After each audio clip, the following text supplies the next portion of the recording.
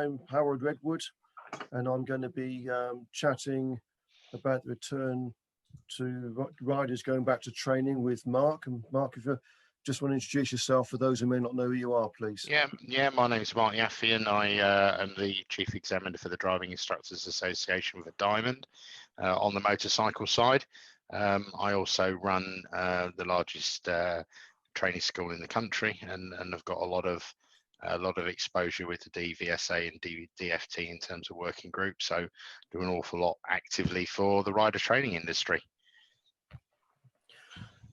Good. Okay. So what we're going to do today is going to be starting talking about, I know the motorcycle industry has already gone back in terms of training, and testing has already started for you as well, I believe. So yeah, what we do is absolutely. just go through the dates of what's happened, really. So we're going to go through key dates, what you should all be continuing to do, immediate and long-term planning, and what we feel might be the changes that are up and coming. Because if we get some sort of idea of things that might change, and it's obviously it's going to help you change, especially as many of you who are trainers are really quite busy as it is. Any heads up you can get with changes that are taking place can help you plan and keep ahead of your competitors at the same time. So if we can manage that for your day, that'll be a job done.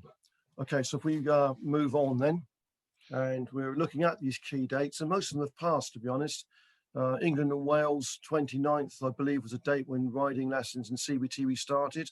You can correct me if I'm wrong, Mark, but I'm sure that's when it started. Yeah, absolutely. 12th of April. The dates of 12th of April is where everything happened on the 12th for England and Wales. Now, Scotland actually had, they've jumped ahead of the game. They were due to have a review on the 20th of April in order to start back with everything on the 26th. And the news has actually said that they have accelerated the COVID plan in Scotland. So things are actually ahead of the schedule. So no one's really sure if the review is actually going to take place on 20th or not. But some of the shops that weren't likely to be opening until next week have actually opened up today. So they are, there's a bit of confusion now as to what's happening in the training arena at all for cars or bikes up in Scotland. So I did a piece of work for the Scottish Government about a week ago in terms of rider training restarting, best practice and all of that malarkey. So they've got all the information, they've got everything ready to send out. They didn't tell me when it was going to go out, but all of the documents in terms of the safe return have all been done and been passed through. So yeah, I think you're right, Howard. I think it's going to be imminent that we know about Scotland. Yeah, Northern Ireland's a bit of a problem. They had a review yesterday, but unfortunately there has been, actually in Northern Ireland, there's been no decision. So we still can't report on what's happening over there. There's nothing on NI Direct. I listened to the news this morning, and I knew the review was taking place yesterday because I'd had my ear to the ground for that, but there's been nothing come out from the DVA at all at the moment as to what's happening over in Northern Ireland. So I'm afraid things are still hanging in the balance over there at the moment. So if we move on then, Tom. So what we'd like people to be continue doing, I mean, Mark, perhaps you can probably concur with what we've been doing with the cars, is to ensure that communication takes place with people to sound out illnesses, etc. I mean, the safe training protocols we have in the post-lockdown toolkit was to make sure that our vehicles were clean. So I assume you'll do the same with the bikes. Yeah, we've sort of reiterated the advice the DIA and the MCIA came up with during lockdown 1 and 2. In terms of coming out, making sure the bikes are clean, making sure we do all the classroom elements if possible outdoors. The weather for us is really helping us at the moment in terms of being able to do that outdoor classroom work. So all of that good stuff. Other really good best practices that have become available during lockdown 3 are the government are now supplying employers with twice weekly COVID tests. So that's a really good thing to be able to give your instructors the the tools, if you like, to test themselves weekly or bi-weekly. And that's all free from the government, so that's really good news. If anybody needs to get hold of that, they can do it on gov.uk/coronavirus and request test kits for their staff. And it's really good to communicate that out to your students, that outdoor training will be done where possible. There's only 2 elements of CBT, for example, that need to be done in classroom, and those are only sort of 2 45-minute sessions, and they can easily be done outdoors. So that's good. We're still advising a 2-to-1 ratio to make sure that we don't overcrowd.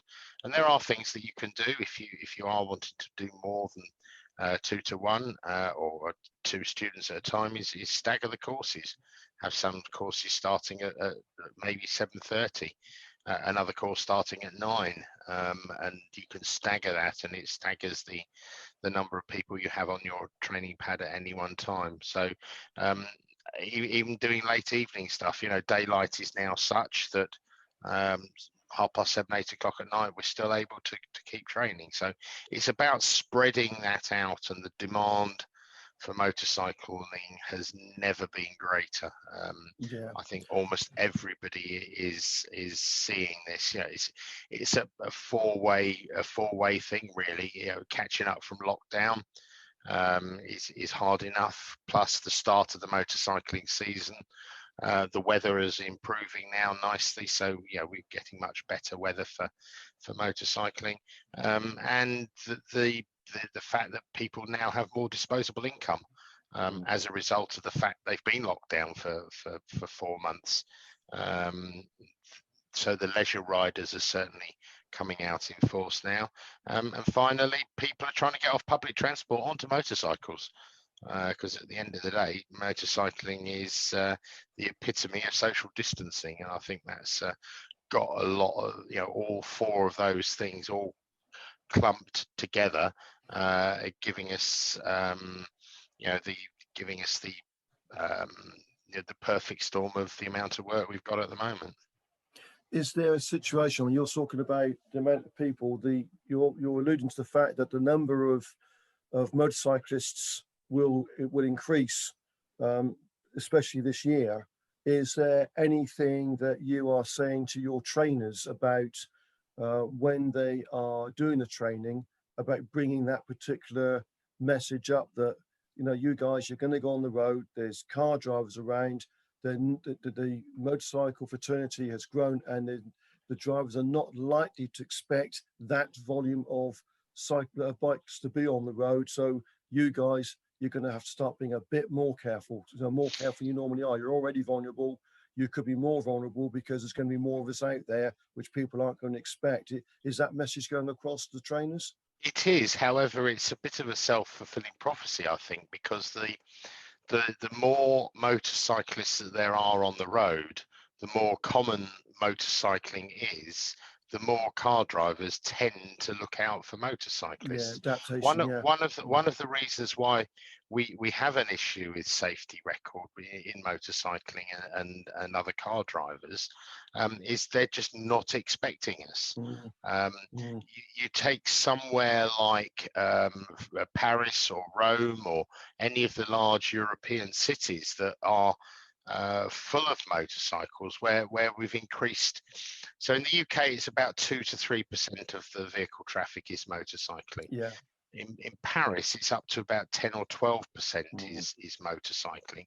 Yet there is a 25% reduction in accidents in the big European cities based around other than on the UK, because there is just more bikes on the road. So the reality is, the more bikes on the road, the safer we are, because people are expecting us. It's not unusual now to, certainly if you go into the major conurbations, London, Manchester, Bristol, there are bikes everywhere, and the accidents are actually lower where there are more bikes. So that's good, and it's also something we can talk to our ADI colleagues about. I was just thinking that myself, actually, Mark. Is promoting the fact that there are more bikes around. Yes, of course we do it within motorcycling, but what it needs as well is it needs all our driver trainer colleagues to really push the message to improve motorcycling. Well, not just motorcycling, but any vulnerable road users. Yeah, I'm working with Bikeability, and they have said exactly the same thing. With one of the things I was doing some recording last week, and one of the questions came up is, what are the ADIs doing in order to train the novice drivers, especially about the increase in cycling traffic? Because you're saying the same about motorcycles as Bikeability is saying about the amount of cyclists on the road. Because again, of public transport, people want to stay fit as well. There's the health regime as well.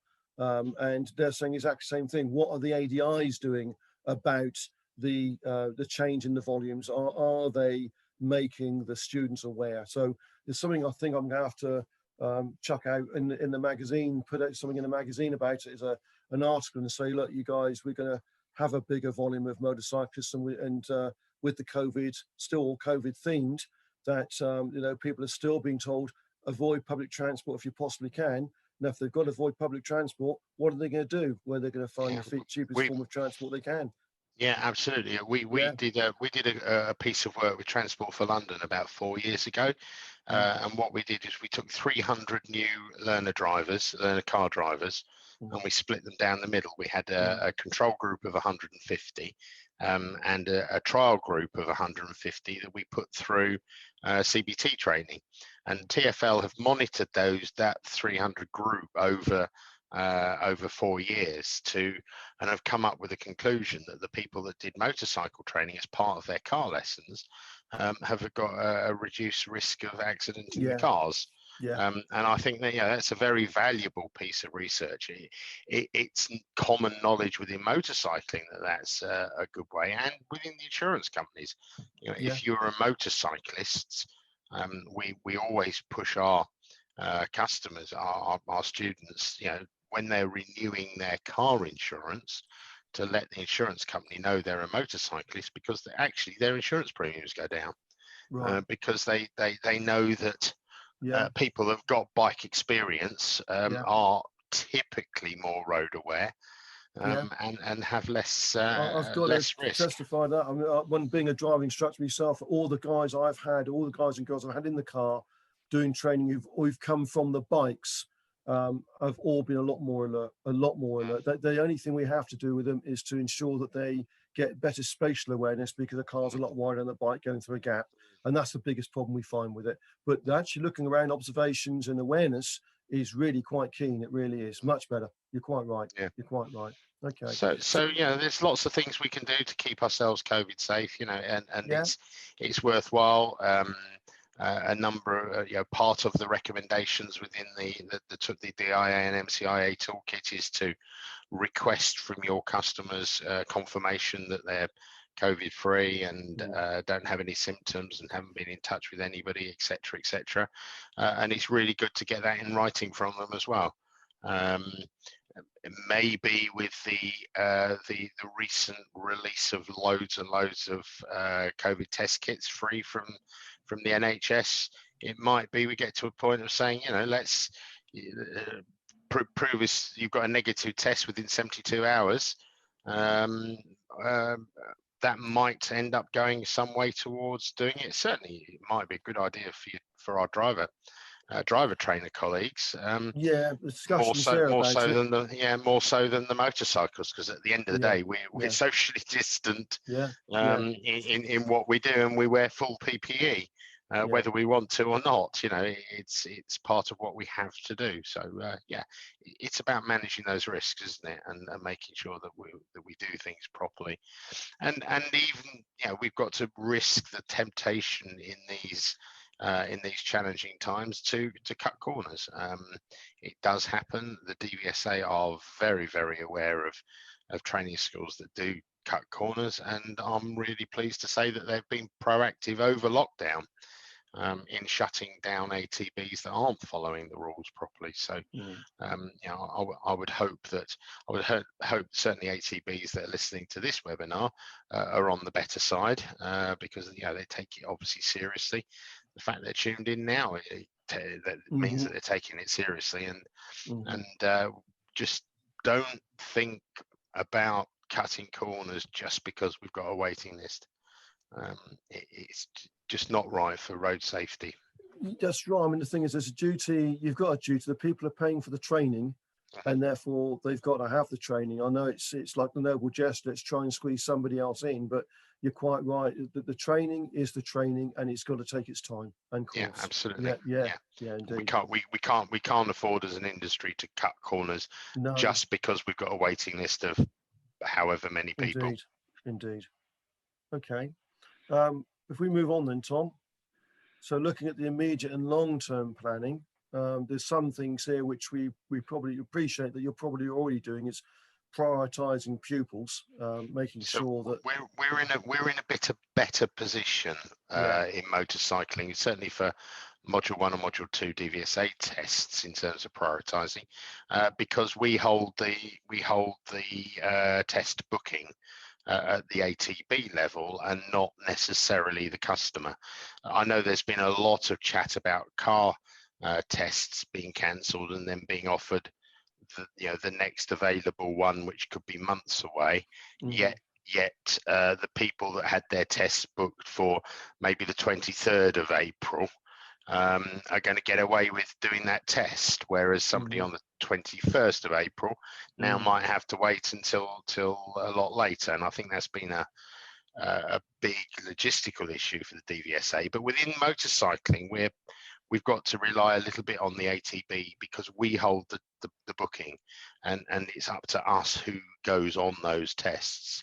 And I would certainly hope that certainly good ATBs will have prioritized already their lockdown people over new customers, and certainly from what I'm hearing, that's exactly what's happening. Waiting lists are just growing and growing and growing, and ATBs that have never had waiting lists before now suddenly find themselves with bucket loads of people to do that. And so we're prioritizing our people based on what we consider is the right thing. If you had your test cancelled in lockdown, then you'll get the first ones back. Talking about that lockdown though, Mark, the thing is that with the people waiting to do the training, does that now give the ATBs an opportunity to say to all the learners, especially the CBT people, that because the CBT don't have to do a theory test, they do they do all their stuff for the one day, and their on-road test is on the same day, but they haven't got to look at a highway code or any books at all. Is there any way now, with the backlog of all of this, that the ATBs can say, right, we need you to start looking at this now, because all you're going to get is 7 or 8 hours of training, and then you're going to be expected to be able to mingle with all the other traffic, having had no previous experience. Can the ATBs think, can they start swinging some weight now on learners and say, you're going to need to do some studying, at least you're going to have to read the highway code? Can they not start giving some tests before they go on CBT and say, look, So we have a new, I say new, it was released around about June or July last year, between lockdown 1 and 2, a program called Ride Free. It's an online mini theory test, if you like, and that was released Ride Free in, as I say, June or July. And it takes about an hour and a half for people to complete, and at the end of it they get a certificate, and the students are actively encouraged to do that and bring the certificate along. There's no legal requirement for it, obviously, so it's not something we can insist, but it is there, and it is an opportunity for people to do effectively what is going to be a pre-CBT. There's a lot of consultations been going on about whether or not theory tests need to be done before CBT, and there's been no decision made yet, but Ride Free is a really good program, and anybody that's listening to this doesn't know about it, maybe they can just contact me via the via the help desk, and I can send them the information of that. It's been launched by Safe Driving for Life, and it's been developed in conjunctions with Highways England, and some psychology people. A very prominent person in this field, Dr. Julie Gandolfi, has done all of the psychology work based around Ride Free, and it was trialled heavily in the east of England about a year ago, and it proved that there are some lovely stats coming back to show that we are safer. So yeah, there is absolutely free material out there for people to do it. Will we get to the point of saying you have to do this before you come along? It would be nice if we could, but there's no legislation to it. But it's there, and it's a really good way. And those people that do it before they come for their CBT are better prepared. Could that not be used as a leverage for insurance companies on the L plates as well? Do you think if they say they've done it, could that not be some sort of inducement as well?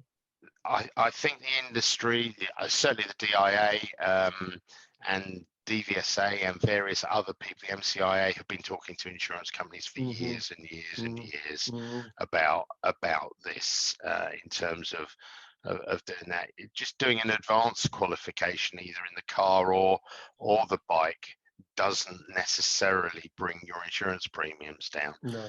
And this has been an ongoing discussion for the last 15 years that I can remember, in terms of let's get some leverage behind this extra training, but the insurance company stats just don't stack up in favor of that. One insurance, as far as insurance and advanced training is concerned, is one of the things that the insurance company says, a newly qualified rider might have a £3,000-4,000 bike. If they have a claim on that, their liability is £3,000-4,000. Yet an advanced rider, even though they might have a smaller accident, they only need to drop their bike on their driveway and still cause £3,000-4,000 worth of damage. So the payout from the insurance companies doesn't kind of stack up. We've been arguing it for years, and we will continue arguing for it. And I know Carly was talking to the insurance companies a little while ago about exactly the same thing. We had a DFT future thinking work group about 6 weeks ago, and this came up at the DFT thinking group. Can we not push extra training linked to insurance premiums? And it just won't happen. In my opinion, and a lot of, it doesn't matter how good a rider you are, if your bike is stolen, it's still a loss. True. Whether you've taken additional training or not, the insurance company still have to pay out. So there is things that we can do, and we can make sure that the people do complete the full CBT. Not cutting corners, not trying to squeeze people in just because we've got a big waiting list. And that's really, really valuable for that. There's one question I've got for you, Mark. It's when people are doing with the test allocations, is the DVSA still giving you the same amount of allocation of tests for the ATBs as they did before? Are you still getting that? Not. We still get a number, but it's down to so there's quite a complicated formula used to calculate what our test allocations are, and it's based on 10 weeks previous usage, which of course we've had none. It's based on the number of examiners that are available, the number of tests are available, and we've never really had too much of an issue in the past. But what's happening now is that the private individuals are booking as opposed to using the trainer booking system that we use, and they're taking up a lot of the slots that the trainer bookers would have, because they're all, people are going on and saying, right, I've booked my own tests. Can you supply me an instructor for it? Well, actually, that's taking away some of the booking. So yeah, and it's very regional as well. The South Coast has got a very limited number of tests. There's only one test centre down at Lyon-le-Saulin near Gosport to cover pretty much the whole of the South Coast. And the number of motorcycle training testing centres available are way much lower than cars. Because we need so much space for it. We need so much more space for the module 1. There isn't the space, and unlike cars where you can just pop up an office somewhere and set up a test centre, because all the training and testing is done out on the road, it's not the same with motorcycles. So you have the whole of the South Coast trying to get to one test centre. Similar issues up in the northwest as well, where there are a limited number of centres, and no matter how much we keep pushing, the DIA are always onto the DVSA about test allocation and fairness, etc. Nothing seems to move forward. No. And I don't think that's necessarily a DVSA problem, or they're not trying to hamper us. I just don't think they have the resources to do it. Okay, especially with the volume of people wanting to do it as well, doesn't help? Yeah, no, absolutely. Yeah. Okay.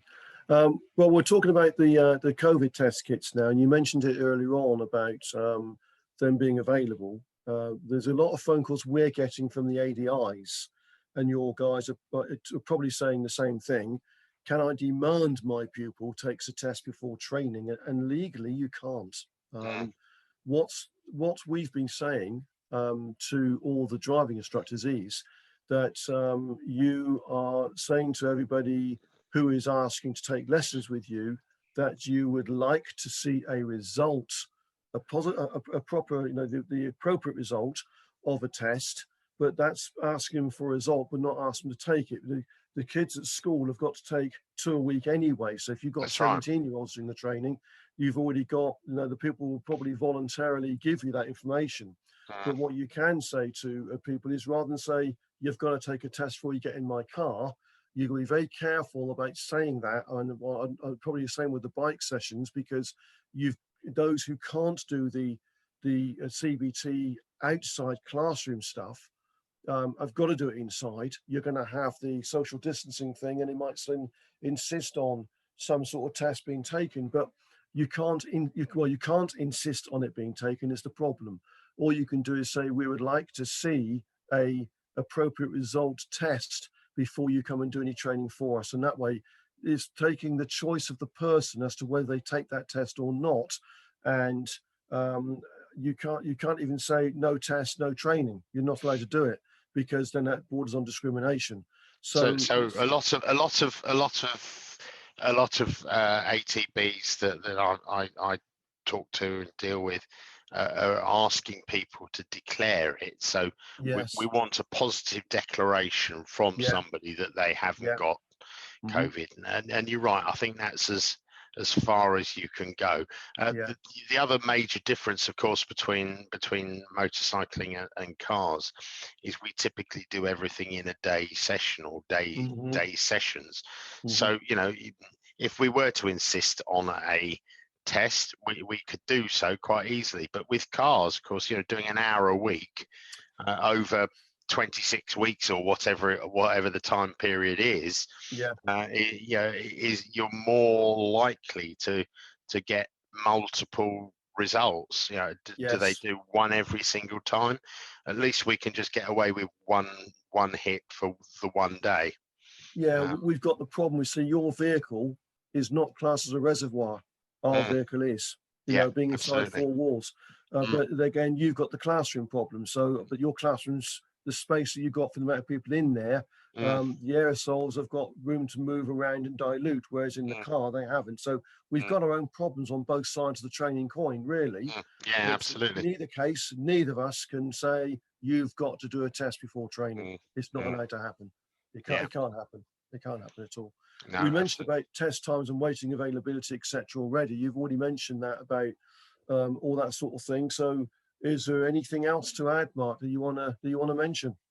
The only other probably burning question that I've been asked quite a lot in the last week or so is what's happening with Cardington and instructor qualifications, which is holding things back. So, as you know, Cardington is now a building site and has been changed and sold off for a housing estate. Yeah. The DVSA it is top of the motorcycle policy group's workload to find the son of Cardington, and you know they are working extremely hard. I spent quite a long time on the phone with Chris Parr this morning, talking about the challenges of it in terms of getting it. They are painfully aware that it is that they're not able to support motorcycle training instructor qualifications at the moment, and as I say, it's become top priority. They're starting to look for alternatives. The issue they've got is they've got to find a large bit of land, a small bit of classroom for a long period of time. And I think maybe somebody needs to sort of, you know, take the bull by the horn and just find somewhere, even if it's temporarily. We've got the same thing with the cars, with the examiners for the cars, because they've taken loads on, but they can't train them in the same volumes they could. So, you know, it's the same with us. When they have to get these guys qualified, but then the test waiting times don't come down so quickly, because those guys, once they've come out of the training school, wherever that is, then have to be supervised or monitored for a certain amount of time on a probation period before they're now fully on their own to be actually useful. And then they've got to take the next batch in. So it's this thing that everyone thinks, well, we're taking on new examiners, we should be able to get more test availability now. It's not going to happen for a good 12 to 13 weeks. I was just going to say it takes time for the new examiners to come through. You know, the DVSA and the Motorcycle Policy Group have said, you know, they have the staff available to run CPT and CPT1 and DAS courses. They just don't have the premises at this moment in time, and they are painfully aware that they're letting down the sector, and we're hoping that they're going to be able to take that urgency and move forward with getting Son of Cardington up and running as quickly as possible. That's good to hear they've got something on the go, but you say we need it now, don't we? Really, that's a problem. But it's like everything. Everyone always wants, don't they? That urgency. Absolutely. They'll come to something. Okay. Well, if you have nothing else to add, is there anything else, Tom? I'm all good. We have had a question. Jedediah has asked, is it true that the DVSA is planning to satellite out to local training centres to replace Cardington? Okay, so I think we sort of just covered that. So the answer is probably no, mainly because if they were to satellite it out to an MPTC, they would have to take that MPTC offline to cope. So the problem that they have is that if they would, as I say, there are precious few MPTCs in any case. You know, we're probably 10%, if not less, than car testing centres. So if they were to simply take out an MPTC, they would have to cancel loads of motorcycle tests. So that isn't their current thought process. Their current thought process is to find somewhere very similar to Cardington, but somewhere else. And it might be that they find a northern one and a southern one. They know the areas that the most demand of people come from. It's probably fair that Manchester, Midland, North Midlands, south there is a very big pull, as well as London. So they know where the hot spots are and where they need to be looking. They've just got to, you know, there's lots of things that are involved in doing it. So it's very, very, I'm not going to say no, because that's kind of not my remit to say no, but I would suggest that they probably won't go out to an MPTC, certainly, if that's what they mean.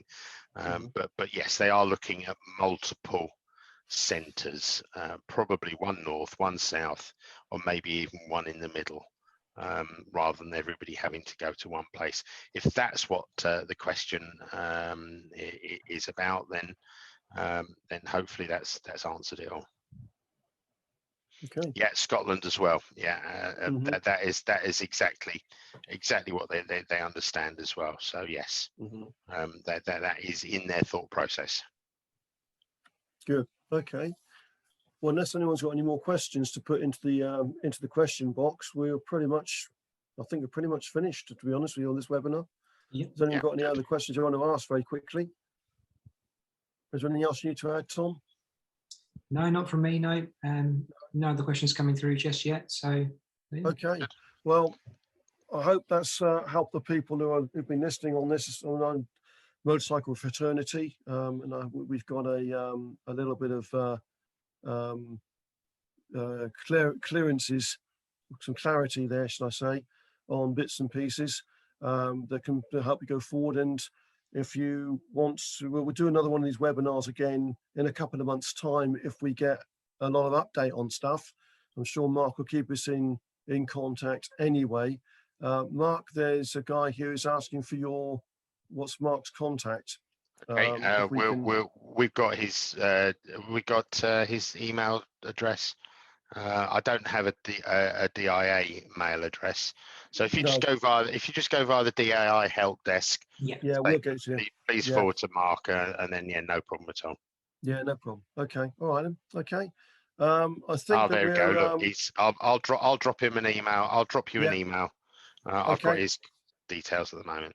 Cool. Great. Okay. Right. Well, we'll sign off in that case, and if that's all right. Okay. Thank you very much indeed, Mark, for your time. Yeah. Cheers. All right, okay. Bye-bye. All right then. Thank you, everybody.